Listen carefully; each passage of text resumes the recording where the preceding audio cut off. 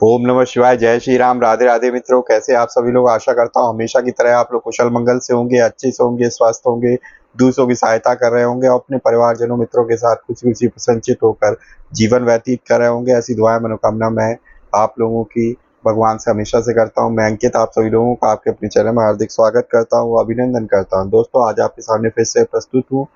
तो जैसा कि दोस्तों हम चाणक्य के जीवन गाथा को जान रहे हैं, ठीक है। तो हर एक दिन उनके अलग अलग जीवन की जुड़ी हुई बातों को मैं आपसे साझा कर रहा हूँ, ठीक है। तो हमने उनके विद्यार्थी जीवन को देखा, हमने उनको जो है विश्लेषक के रूप में देखा, ठीक है दोस्तों। तो उसी क्रम में आज हम आपको एक उनके जीवन काल की एक और घटना के बारे में बताने जा रहे हैं। जी हाँ दोस्तों, आम्बिक की कथा, ठीक है। तो आम्बिक की कथा क्या थी, कहाँ से थी, पूरा मैं स्टार्टिंग से आपको वृतांत सुनाता हूँ। अगर आपने पहले की वीडियो नहीं देखी है तो आपसे रिक्वेस्ट करूंगा, प्लीज़ जाके आप जो है उसको ज़रूर जाके सुनिए, तभी आपको कंटिन्यूएशन में ज़्यादा समझ में आएगी, ठीक है, जीवन गाथा। चलिए बिना देर करते हुए स्टार्ट करते हैं। तो उससे पहले अगर आप चैनल पे नए आए हैं तो प्लीज़ चैनल को सब्सक्राइब कर लीजिए और बेल आइकन को जरूर प्रेस कर लीजिए ताकि लेटेस्ट से लेटेस्ट वीडियो की इन्फॉर्मेशन तुरंत आ सके। और वीडियो को पूरा देखिएगा, तभी आपको जो है कथा अच्छे से समझ में आएगी, ठीक है दोस्तों। और वीडियो अच्छी लगे तो प्लीज़ वीडियो को लाइक और शेयर जरूर करिएगा। तो चलिए शुरू करते हैं आम्बिक की कथा। तो तक्षशिला गांधार राज्य की राजधानी थी। गांधार राज्य जो कि सिंधु और झेलम नदियों के बीच का एक प्रदेश था। सिंधु नदी के पश्चिम की ओर का क्षेत्र पश्चिमी गांधार कहलाता था, जो पृथक स्वतंत्र राज्य था। गांधार एक सुखी राज्य था और तक्षशिला विद्यालय उसका गौरव था। इस कारण दूसरे राज्यों में उसका नाम सम्मान से लिया जाता था दोस्तों।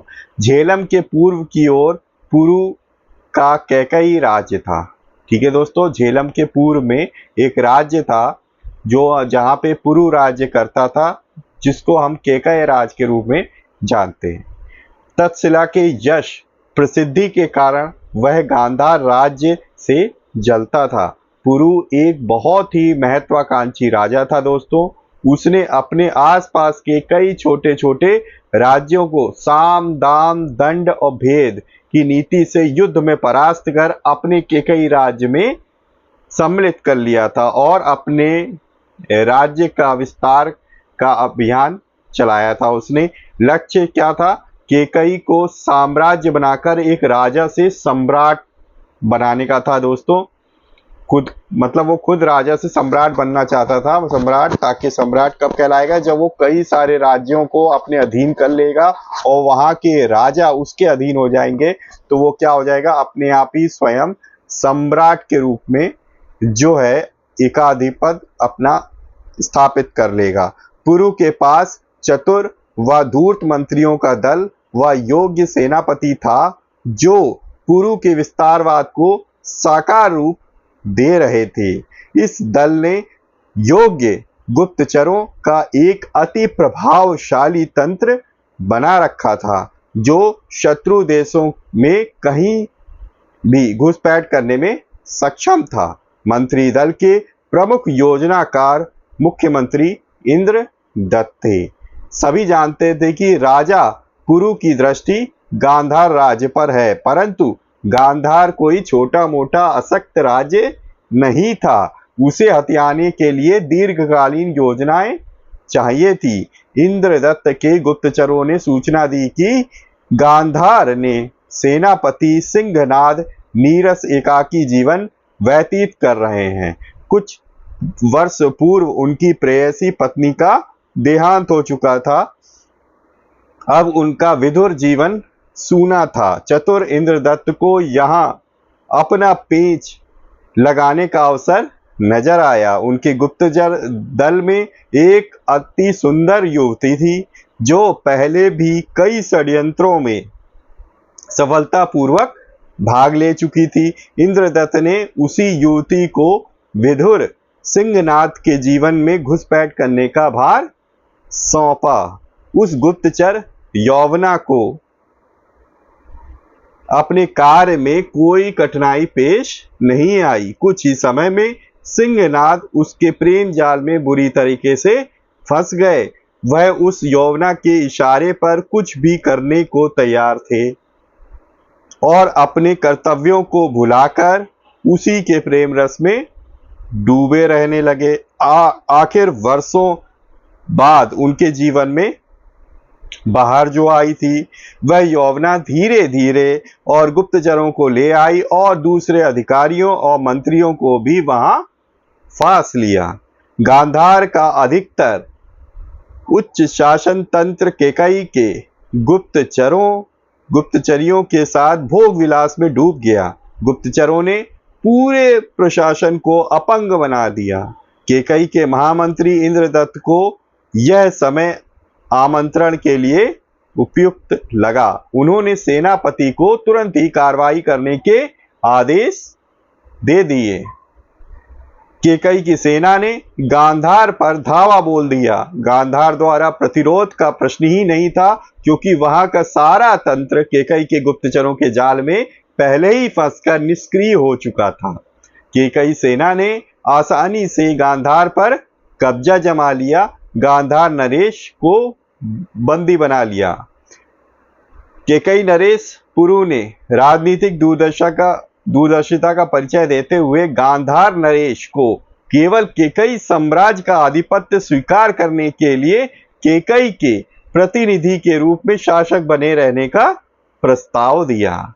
गांधार नरेश ने तुरंत प्रस्ताव स्वीकार नहीं किया, अपितु राजा पुरु की उदारता से गदगद हो गए और उनके कायल भी बन गए। यह एक मित्रता संधि थी जो विजेता द्वारा विजित से की थी। जब पुरु स्वयं तक्षशिला पधारे तो गांधार नरेश ने उनका भव्य स्वागत किया। पुरु के मंत्रियों का स्वामी की भांति आदर सत्कार किया गया, परंतु गांधार के युवराज आंबिक को यह सब अच्छा नहीं लगा। उसे अपने पिता का शत्रु के सामने गिड़गिड़ाना बहुत खला। उसे क्रोध भी आया कि एक धोखेबाज शत्रु को इस प्रकार सम्मान की दृष्टि से कैसे देखा जा रहा था। उसे तो पुरु एक सांप की तरह नजर आ रहा था जिसने गांधार को डस लिया था। आंबिक का आक्रोश इतना तीव्र था कि उसके मन ही मन पुरु से बदला लेने का मन बना लिया। अपने पिता को पुरु का प्रशंसक बना देख उसका मन क्षोभ से भर गया। गांधार के शासन तंत्र को भ्रष्ट कर उसे रौंदने वाले दुष्ट का तक्षशिला में जय जयकार हो रहा था। आंबिक का तन मन तो पुरु को देखते ही जलने लगता था। समय अपनी गति से बढ़ता जा रहा था। गांधार की पराजय व उसका पड़ोसी राज्य पर आश्रित होना तक्षशिला विश्वविद्यालय पर कोई कुप्रभाव नहीं डाल सका। विश्वविद्यालय में पढ़ाई पूर्ववत पहले की तरह ही चलती रही। बाहरी परिवर्तनों व हलचलों से विद्यालय को जैसे कोई लेना देना नहीं हो। शिक्षक शिक्षा प्रदान करते रहे व छात्र अपना पाठ्यक्रम पढ़ते रहे ताकि नियत समय पर वे स्नातक बन सके। सच तो यह था कि तक्षशिला की जनता की जीवनचर्या में कोई अंतर नहीं आया। प्रशासन भी पहले की तरह ही लगभग प्रशासन जो था वहां का वो लगभग पहले की ही तरह था दोस्तों। कोई अंतर था तो केवल गांधार नरेश अब किसी दूसरे के प्रतिनिधि थे, स्वयंभू शासक नहीं। और यह तथ्य एक रहस्य वस्तु थी जो शासकों के बीच में मनोवैज्ञानिक समीकरण जो आम आदमी के जीवन को नहीं छूता था। परंतु राजकुमार आंबिक तो आदमी नहीं था, वह उस मनोवैज्ञानिक समीकरण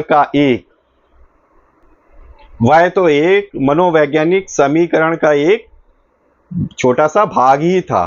पराजय की याद भर से उसे आत्मग्लानि होने लगती थी। राजकुमार उस समय तक्षशिला विश्वविद्यालय में शिक्षा ग्रहण कर रहा था। उसके मस्तिष्क पटल से राजा पुरु का अहंकार से भरा चेहरा मिटता था, जो शायद प्रतिशोध पूरा करने पर ही मिटेगा। राजकुमार आम्बिक का मन अब पढ़ाई में नहीं लगता था। बस अपने कक्ष में बैठा हुआ वह हमेशा कुढ़ता रहता था। पुरु से बदला लेने की नई नई योजनाएं बनाता रहता था और उसके सपने उन योजनाओं को विकृत रूप में साकार करते। उसकी हर सांस में प्रतिशोध की फुफकार थी। उसके लिए शब्दकोश के सारे पन्ने कोरे हो चुके थे। केवल दो ही शब्द उसमें बचे रह गए थे, भयानक प्रतिशोध। कभी कभी लगता है कि वह सचमुच विचित्र हो गया है। यही वह काल था जब तक्षशिला में चाणक्य व शक्टार अपने अध्ययन के अंतिम वर्षों में थे। मतलब उनकी पढ़ाई खत्म ही होने वाली थी, वो अपने लास्ट ईयर में थे। शक्टार ने आम्बिक की ओर ध्यान नहीं दिया, परंतु चाणक्य ने गौर से आम्बिक की मानसिक दशा का अध्ययन किया, क्योंकि वह राजनीतिक तथा सामाजिक स्थितियों का विश्लेषण कर रहे थे और आम्बिक राजनीतिक परिस्थितियों का एक उस समय का बहुत ही सुंदर उदाहरण था। आम्बिक कभी कभी भगवान से बदला लेने का अवसर प्रदान करने की प्रार्थना करता था, क्योंकि अब उसकी प्रतिशोध योजना का सहारा था। उसके पिता गांधार नरेश व उनके मंत्री तो राजा पुरु के भक्त बन गए थे। उनसे आम्बिक को कोई आशा नहीं थी। शायद भगवान ने आम्बिक की प्रार्थना सुनने का निर्णय कर लिया था। तभी तो आम्बिक की इच्छा पूरी करने सिकंदर यूनान से सेना लेकर चल पड़ा था। राजकुमार आम्बिक ने भी सुना कि यूनान के महायोद्धा सिकंदर विश्व विजय अभियान पर एक विशाल अपराजय सेना लेकर भारत की सीमाओं के निकट आ पहुंचा है। कोई सिकंदर का प्रतिशोध नहीं कर पाया था। सिकंदर नामक तूफान के आगे बड़े बड़े साम्राज्य खोखले पेड़ों की तरह उखड़ उखड़ कर गिर रहे थे। उसे रोक पाना किसी के सामर्थ्य की बात नहीं थी। उसने यह भी सुना कि जो राजा स्वयं पराजय स्वीकार कर सिकंदर की शरण में जाता था, उससे वह मित्रवत व्यवहार करता था, वह आदर पूर्वक प्रश्रय प्रदान करता था। जो उसके सामने नहीं झुका वह समूल नष्ट कर लिया, उसका समूल नष्ट हो जाता था। दोस्तों, सिकंदर की क्रोधाग्नि में उस अभिमानी को भस्म होना पड़ता था। केवल शासक ही नहीं, उसकी प्रजा को भी फल भुगतना पड़ता था, जिसे यूनानी सैनिक गाजर मूली की तरह काट देते थे। वे यूनानी सैनिक जो सदा चमकते जिर्रा बख्तर में सुशोभित हो दमकते घोड़ों पर सवार रहते थे। ऐसे देशों की अभागी जनता भयभीत होकर दूसरे देशों में आश्रय लेने के लिए भाग जाती थी। सिकंदरी सेना के आगमन की अफवाह भर से पूरे के पूरे कस्बे खाली हो जाते थे। ऐसे ही शरणार्थी एक बड़ी संख्या में तक्षशिला में भी आ घुसे थे। तब चाणक्य ने स्वयं देखा कि तक्षशिला शासकों ने किस प्रकार उनके रहने व भोजन की व्यवस्था की। शरणार्थी समस्या भारतीय राज्यों के लिए एक नई प्रकार की चुनौती थी। तब चाणक्य अंतिम स्नातक वर्ष में थे, जब भारतीय शासन व्यवस्था के संचालक शरणार्थी समस्या का हल खोजने के लिए विचार विमर्श कर रहे थे। उसी समय सिकंदर की सेना ने हिंदकुश पर्वत पार करके भारत की भूमि पर अपना पैर रख दिया था। तब उसके सामने भारतीय राज्यों की श्रृंखला थी, जिसे उसे तोड़ना था। अब यह एक विडंबना थी कि गांधार नरेश व उनके मंत्री जब सिकंदर के आगमन का अभिशाप मानकर विचार विमर्श कर रहे थे, तब उनका ही राजकुमार आम्बिक सिकंदर को वरदान मानकर उसमें अपनी समस्या का समाधान खोज रहा था। एक दूसरे स्तर पर भी परिस्थितियां बदल रही थी। राज्य के प्रशासकों पर राजकुमार आम्बिक का प्रभाव बढ़ता जा रहा था। मंत्रीगण तथा अधिकारी अब राजकुमार का आदर करने लगे थे। कारण स्पष्ट था, राजा बहुत बूढ़े हो चले थे और लक्षण साफ नजर आ रहे थे कि वे अधिक दिनों तक नहीं जीने वाले। आम्बिक का सिंहासन पर बैठना अधिक दूर की बात नहीं रह गई थी। सभी को यह महसूस हो गया कि राजकुमार आम्बिक का विश्वास जीतने में ही उनका भविष्य सुरक्षित है। राजकुमार आम्बिक से कोई भी संबंध नहीं बिगाड़ना चाहता था। कई अधिकारी तो सीधे राजकुमार से आदेश लेने लगे थे और उसका पालन भी करते यदि यह वर्तमान व्यवस्था के बहुत प्रतिकूल ना हो तो। समय को भांपकर कई युवा राजकुमार की चापलूस मंडली बना चुके थे। वह निरंतर प्रयास करते रहते थे कि वे आम्बिक को घेरे रखें। वे राजकुमार में प्रशंसा योग्य नई नई खूबियां ढूंढते रहते थे और गुणगान करते रहते थे उसका। चढ़ते सूर्य को सभी प्रणाम करते हैं। आम्बिक अब पहले जैसा असहाय नहीं महसूस कर रहा था। उसमें नया आत्मविश्वास भरता जा रहा था और उसे अपनी योजना अब ज्यादा सार्थक नजर आने लगी थी। चापलूस बड़े काइयां होते हैं। वे अपने स्वामी के मन की बात को दूर से ही सूंघ लेते हैं। वे जान गए थे कि उनके राजकुमार सिकंदर के आक्रमण को सकारात्मक दृष्टि से देखते हैं और राजा पुरु से बदला लेना उनका सर्वोच्च लक्ष्य है। अतः वे सिकंदर महान के गुण गाने लगे। सिकंदर को एक अपूर्ण योद्धा साबित करने के लिए दूर दूर से कौड़ियां ढूंढ कर लाते और उसे मैत्री करने के लाभों पर हर प्रकार की तरह दलील देते। एक कहता कि राजकुमार, हमने अपनी तक्षशिला में आए शरणार्थियों को देखकर जान लिया कि सिकंदर से टक्कर लेने वालों का क्या परिणाम होता है। उससे उलझने वाले कितने मूर्ख थे, अपनी प्रजा को बर्बाद कर दिया। हम सिकंदर से मैत्री कर लें तो कम से कम हमारी प्रजा को ऐसे दिन देखने नहीं पड़ेंगे। यह तो आपकी दूरदर्शिता है कि आपने पहले ही उचित मार्ग चुन लिया। अब हमारे गांधार राज्य के उद्धार होने में मुझे जरा भी संशय नहीं है। धन्य हो राजकुमार। दूसरा लाल, लोहे पर चोट करता, एक बार हमारी सिकंदर से मैत्री हो जाए तो हम अति बलशाली हो जाएंगे। जिन राजाओं ने हमारा अतीत में अपमान किया है, हम उनसे प्रतिशोध ले सकेंगे और हम प्रतिशोध लिए बिना नहीं रहेंगे।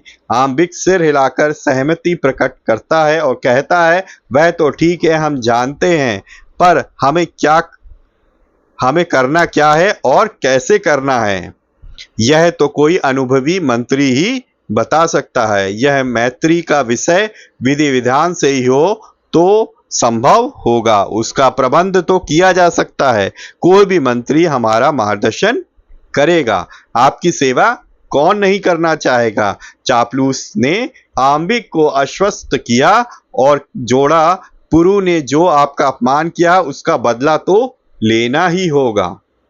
लेकिन क्या मेरे लिए सिकंदर कैकई पर आक्रमण करेगा? आम्बिक ने संदेह व्यक्त किया। वह तो अपने स्वार्थ के लिए कैकई पर आक्रमण करेगा। हमारी सेना तो यूनानियों की सहायता करेगी। सेना समय पर पुरु पर घातक वार करेगी। स्वामी, यह तो हम जानते हैं कि सिकंदर विश्व विजय अभियान पर निकला है। वह हिंद कुश पर्वत पार कर हमारे देश तक आ पहुंचा है और पूर्व की ओर जाने के लिए उसे कैकई, काठगण, शुद्रम, मालवा होते हुए हमारे राज्य से गुजरना होगा। इस प्रकार कैकई पर तो उसे आक्रमण करना ही होगा। मित्र देश होने के नाते कारण कैकई पर आक्रमण करने में हम उसकी सहायता करेंगे। हमारी सहायता वह प्रसन्नता से स्वीकार करेगा। और क्योंकि उससे उसके सैनिकों की क्षति भी कम होगी, उसे आगे के युद्धों के लिए अपनी सेना बचाकर रखनी होगी। इसमें उसका अपना ही लाभ है। लगे हाथ हमारा काम भी हो जाएगा। यूनानी सेना की सहायता से हम युद्ध में पुरु को सहजती परास्त कर देंगे, ऐसा मेरा पूर्ण विश्वास है। यह सुनकर आम्बिक बहुत ही प्रसन्न हुआ। उसने सिर ऊपर नीचे छिपकली की तरह हिलाकर चापलूस की कथनी को सराहना की। निसंदेह वह चापलूस कुछ कुछ बुद्धि तो रखता ही था।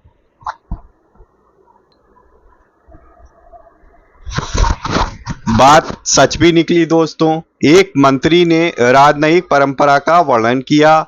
उसी अनुसार आम्बिक ने अपना दूत सिकंदर की ओर पठाया, जो उस समय पश्चिमी गांधार की सीमा पर पड़ाव डाले थे।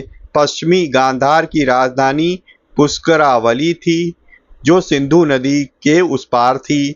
उस देश का राजा हस्ती का राज्य था। ठीक है, मतलब कि उस राज्य पर हस्ती नाम का राजा राज्य करता था।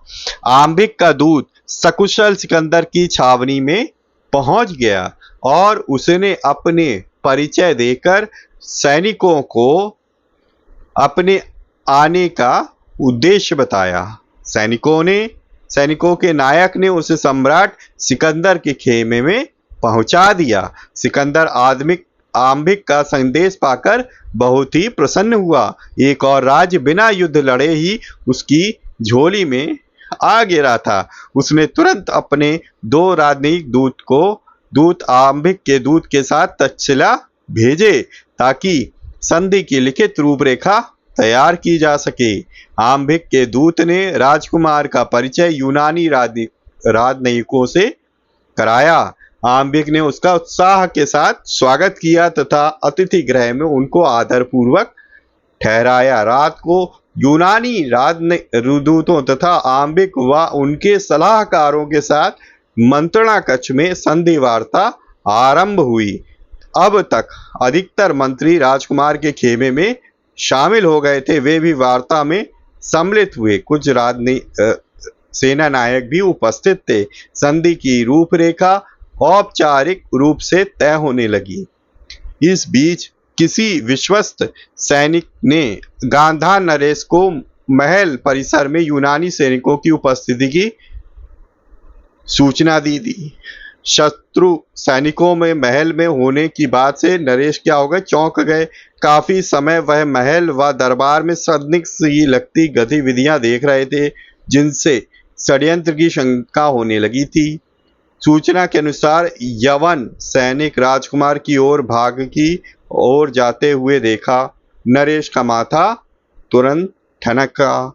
स्वयं जांच करने के उद्देश्य से वह महल के उसी भाग की ओर गए जिधर राजकुमार आम्बिक के कक्ष थे। नरेश तो यवनों के विरुद्ध पुरु सेना के साथ मिलकर व्यूह की रचना की बात सोच रहे थे, और इधर कोई यवनों से साठगांठ कर रहा था कि कौन, उन्हें समझ में नहीं आ रहा था। यह सब क्या हो रहा था। उसका पुत्र आरंभिक उनसे दूर दूर ही रहता था। मंत्रीगण पहले की भांति उत्साहित नहीं थे। नरेश को ऐसा लगने लगा था कि वे अपनी बात खुलकर कहने से हिचकने लगे थे, या कुछ ऐसा आभास मिलता था जो वह कहते थे वह उनके मन की बात नहीं होती थी। राजकुमार अपने शयन कक्ष में ही थे और कक्ष भी खाली थे। हाँ, मंत्रणा कक्ष में कुछ संवाद हो रहा था। नरेश ने मंत्रणा कक्ष का द्वार खोला तो भौचक्का रह गया। भीतर राजकुमार, कुछ सेना नायक व उनके अधिकतर मंत्री बैठे यवन दूतों से मंत्रणा कर रहे थे। स्पष्ट था कि कोई षड्यंत्र रचा जा रहा था। नरेश ने अपनी बूढ़ी थरथराती आवाज में कहा, यहाँ क्या हो रहा है? यवनों के साथ यह कैसी मंत्रणा चल रही है? मुझे इसके बारे में क्यों नहीं बताया गया? नरेश के अचानक आ धमकने से मंत्रीगण व सेना नायक सकते में आ गए। उन्हें सांप, जैसे मानो सांप सूंघ गया हो। कोई कुछ नहीं बोला। राजकुमार आम्बिक ने स्थिति को संभाला। वह खड़ा हुआ, वह अपने पिता के पास बोला, पिताजी, यह कोई अनुचित कार्य नहीं हो रहा है, आप चिंता ना करें। हम महान यूनानी सम्राट सिकंदर के साथ मैत्री संधि की रूपरेखा तैयार कर रहे हैं ताकि युद्ध की विभीषिका की गाज हमारे राज्य पर ना पड़े। मैंने आपको इसके बारे में सूचित इसलिए नहीं किया क्योंकि आपका स्वास्थ्य ठीक नहीं है और संभवतः नए युवा की नई परिस्थितियों का ठीक से आकलन करने के लिए युवा दृष्टिकोण की आवश्यकता है। गांधार नरेश का शरीर आवेग में कांप उठा। मैं अभी इतना वृद्ध नहीं हुआ हूँ, सारे षड्यंत्र समझ सकता हूँ। हमने यवन दुष्टों से कोई संधि नहीं चाहिए, इनको यहाँ से निकाल दो। यह कह दो कि हमारे राज्य से सेना लेकर आए तथा हमें तलवारों के साथ स्वागत करने का अवसर दें। यवन राजदूत भौचक्का रह गए और अपमानित भी अनुभव कर रहे थे। उन्हें समझा बुझाकर क्षमा याचना कर द्वारा शांत किया गया। उन्हें महल में निकाला नहीं गया अपितु अतिथि कक्ष में ही रखा गया। बाद में राजकुमार ने अपने समर्थकों के साथ गुप्त मंत्रणा की। इसके बाद कोई ठीक ठाक नहीं जानता क्या क्या हुआ। सुबह गांधार नरेश अपने शयन कक्ष में मृत पाए गए। उनके शरीर पर कुछ घाव थे। किसी में घाव के कारणों के बारे में प्रश्न पूछने का साहस नहीं था। नरेश को मृत घोषित कर उनका विधि पूर्वक दाह संस्कार कर दिया गया। आम्बिक राजगद्दी पर बैठे यूनानी राजनयिकों ने सम्राट सिकंदर की ओर से आम्बिक को पूर्वी गांधार के महाराजा के रूप में तुरंत मान्यता दे दी। आनन फानन में मैत्री संधि को अंतिम रूप दे दिया गया और सिकंदर की स्वीकृति के लिए भेज दिया गया। राजनयिकों में से एक सिकंदर के राजदूत की हैसियत से तक्षशिला में ही जमा रहा। जब यह सब घटनाक्रम चल रहा था तो चाणक्य तक्षशिला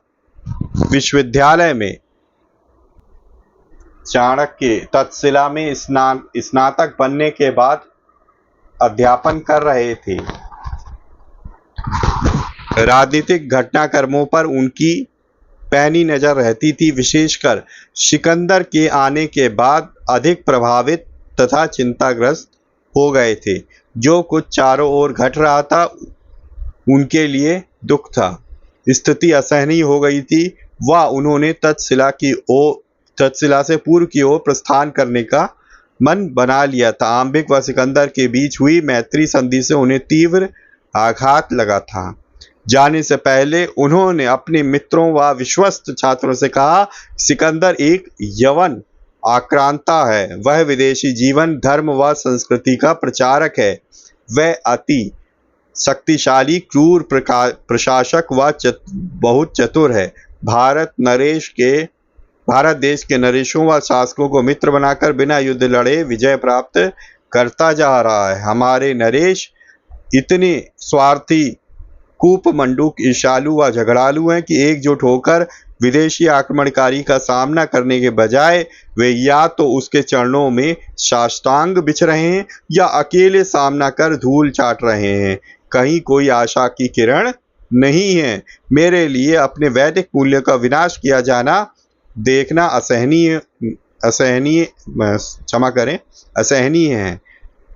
मैंने तक्षशिला में आए शरणार्थियों से वार्ता की। उन्होंने मुझे बताया कि सिकंदर विजित प्रदेशों में किस तरह अपने सैनिकों से सब कुछ नष्ट करवा देता है। मेरे पास इतना समय यहाँ नहीं है कि नरेशों को अपनी बात समझा सकूं कि सिकंदर से निपटने का एक ही मार्ग है कि वह भारतीय नरेशों का एक होकर आक्रांता को मुंह तोड़ जवाब देना।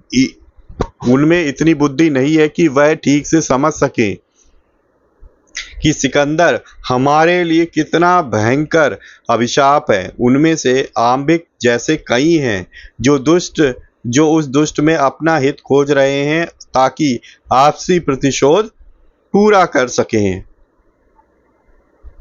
वह एक दूसरे को नीचा दिखा सकें। इन सब से मुझे घोर मानसिक क्लेश होता है। मैं इस आशाहीन अंधकार से निकलना चाहता हूँ। मुझे यहाँ से प्रस्थान करना ही होगा। परंतु आचार्य, आप जाएंगे किस दिशा में? एक मित्र ने पूछा। चाणक्य ने उत्तर दिया, मैंने मगध की राजधानी पाटलिपुत्र जाने का निश्चय किया है, तथापि वहां का नरेश घनानंद भ्रष्ट, लोभी और कामुक व्यक्ति बताया जाता है। मैं प्रयत्न करूंगा कि पूर्व भारत के राज्य अपनी शक्तियां मगध साम्राज्य की विशाल सेना में मिलाकर एक संगठित शक्ति बने, वह सिकंदर का विनाश करें। वहां तक पहुंचने में सिकंदर को समय लगेगा। उसी अंतराल का मैं उपयोग करना चाहता हूं। अगर परमेश्वर की दया दृष्टि रही तो मैं सफल हो जाऊंगा और विदेशी प्रभाव को नष्ट कर दूंगा। इस प्रकार सिकंदर के तक्षशिला पहुंचने से पहले ही चाणक्य क्या हुए, वहां से रवाना हो गए। तो दोस्तों, तो यहां तक मैंने बताया कि चाणक्य जी जो है पाटलिपुत्र जाना चाहते थे ताकि वो वहां पे पूर्व के बाकी राजाओं के साथ संधि करके एकजुट होकर और जो है सिकंदर के राजा को तहस नहस कर सकें। ठीक है, तो तक्षशिला में सिकंदर के आने से पहले ही चाणक्य पाटलिपुत्र के लिए निकल गए। तक्षशिला से चाणक्य कहाँ गए? केकई देश गए, जहां आचार्य इंद्रदत्त ने उनका स्वागत किया। इंद्रदत्त ने भी तक्षशिला विश्वविद्यालय से में ही स्नातक थे। चाणक्य ने इंद्रदत्त को सूचना दी कि कैसे गांधार अब उनके प्रभाव क्षेत्र में नहीं है। वहीं का नरेश आम्बिक सिकंदर से जा मिला है। उन्होंने केकई राज्य पर सिकंदर के आक्रमण के बारे में चेताया। उन्होंने यह भी सुझाव दिया कि केकई को आसपास के राज्यों के साथ मिलकर संयुक्त सेना गठित करनी चाहिए ताकि वे यूनानी सेना का प्रभावशाली प्रतिरोध कर सके व सिकंदर को पाठ सिखाएं। आचार्य इंद्रदत्त ने आचार्य को चाणक्य को आश्वासन दिया कि वह उनके मूल्यवान सुझावों को महाराज पुरु तक पहुंचा देंगे। वह स्वयं भी उसी मत का समर्थन करेंगे। हालांकि इंद्रदत्त ने कहा कि समय बहुत कम रह गया है। राजाओं को एक मंच पर लाने व आपसी मनमुटाव भुलाने पर राजी करने में वर्षों का समय चाहिए, और सत्य यह भी था कि दो देशी विरोधी राजाओं का मेल कराने के स्थान पर एक कुत्ते और बिल्ली को मित्र बनाना अधिक सरल था। चाणक्य पूर्व की ओर विभिन्न शासकों को सिकंदर के आक्रमण के विरुद्ध चेतावनी देते हुए चलते गए। इसी बीच राजा आम्बिक से संधि होने के कारण सिकंदर पूर्व की ओर कूच करने पर उतावला हो गया। उसने पश्चिमी गांधार के राजा हस्ती को यूनानी साम्राज्य का भाग बनने का निमंत्रण दिया। ऐसा न करने पर यूनानी सेना का वार झेलने के लिए तैयार हो जाने की चेतावनी भी दी।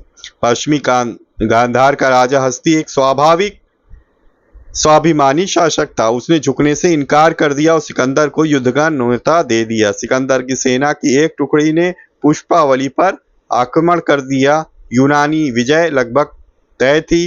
राजा हस्ती की छोटी सी सेना यूनानी सेनाओं के सामने क्या दिखती। भारतीय सैनिकों ने पहली बार विदेशी सेना को नए आयुधों के साथ ज्यामितिक व्यूह रचनाओं में आक्रमण करते देखा। हस्ती के सैनिकों ने वीरतापूर्वक लड़े, परंतु शीघ्र ही यूनानी उन पर भारी पड़ने लगे। यूनानियों ने राजा हस्ती को बंदी बनाना चाहा, परंतु हस्ती ने लड़ते लड़ते प्राण देना अधिक श्रेयस्कर समझा। पुष्पावली पर विजय का सिकंदर ने शानदार उत्सव बनाया। उत्सव में राजा आम्बिक को मुख्य अतिथि बनाया गया। यूनानी सेना ने आम्बिक को पंक्तिबद्ध होकर सलामी थी।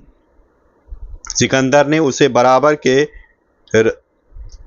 के राजा का स्थान दिया व उसके साथ मित्रवत व्यवहार किया। इस आदत सत्कार से आम्बिक बहुत ज़्यादा गदगद हो गया। उसने सपने में भी आशा नहीं की थी कि यूनानी सम्राट उसे इतना सम्मान देगा। वह सिकंदर का हृदय से कृतज्ञ हो गया। यह सिकंदर की एक राजनीतिक चाल थी। वह दूसरे राजाओं नरेशों को संदेश दे रहा था कि सिकंदर के सामने नतमस्तक होने में कितना बड़ा सम्मान है। जो उसके पास आएगा वह मित्रता पाएगा और युद्ध के स्थान पर आदर का लाभ पाएगा। सिकंदर ने आम्बिक के चाचा को पश्चिमी गांधार का सट्राप गवर्नर नियुक्त किया और आम्बिक को एक और कृपा से धन्य कर दिया। सिकंदर के कृपा पात्र बनने के महान लाभों का एक और उदाहरण लोगों ने देखा। इसका दूसरे राजाओं का पर अनुकूल प्रभाव पड़ा। यह भी यूनानी योद्धा की एक तुरंत चाल थी। सिकंदर कूटनीतिक का भी बड़ा ही मजा हुआ खिलाड़ी था। आम्बिक को तो यह भी आशा होने लगी कि सिकंदर भारत से लौटते समय सारे विजित क्षेत्रों का शायद उसे सम्राट ही घोषित कर दे। आम्बिक सिकंदर और अपनी सेना का एक जुलूस बनाकर उत्सव मनाता हुआ तक्षशिला ले आया। दरबार में सिकंदर का शाही स्वागत किया गया तथा उसकी वीरता व उदारता की गुणगाथा गाई गई। तक्षशिला की मधुरशालाएं तथा मनोरंजन गृह यूनानी सैनिकों के लिए खोल दिए गए। वे यौन क्रीड़ा शालाओं में जी भरकर मौज मस्ती मना सकते थे। तक्षशिला यवन सैनिकों का क्रीड़ांगन बन गया। सैनिक को तो आमोद प्रमोद में ही व्यस्त हो गए। सिकंदर के साथ आर्य साहित्य, कला तथा संस्कृति के विशेष विद्वान भी आए थे। सिकंदर ने उनसे भारतीय सभ्यता को यूनानी सभ्यता के प्रभाव में लाने के उपायों को सुझाने का आदेश दिया। सिकंदर व उसके विद्वानों ने तक्षशिला विद्यालय की शिक्षा पद्धति तथा पाठ्य पुस्तकों का भी अध्ययन किया। उन्होंने तक्षशिला के आचार्य चाणक्य से मिलने की इच्छा भी प्रकट की थी। वे चाणक्य के बारे में बहुत कुछ सुन चुके थे। उन्हें यह जानकर काफी निराशा हुई कि आचार्य चाणक्य तक्षशिला से प्रस्थान कर चुके हैं। वास्तव में चाणक्य प्रस्थान करने का कारण ही सिकंदर का आगमन था। यह बात यवन नहीं जानते थे। आचार्य चाणक्य ने बाद में विभिन्न परिस्थितियों में उनका सामना तो होना ही था। तो ये थी दोस्तों आम्बिक की कथा। और चाणक्य की आपने देखा उनकी कि वो कितने ज़्यादा घोर विरोधी थे सिकंदर के। तो आगे जो है हम लोग नेक्स्ट सेशन में मैं आपको बताऊंगा पुरु पौरुष के साथ जो सिकंदर का युद्ध हुआ, ठीक है, उसकी हम लोग यहाँ पे चर्चा करेंगे। उसकी कहानी मैं आगे आपको बताऊंगा। उसमें चाणक्य का क्या रोल रहा ये भी मैं आप लोगों को बताऊंगा।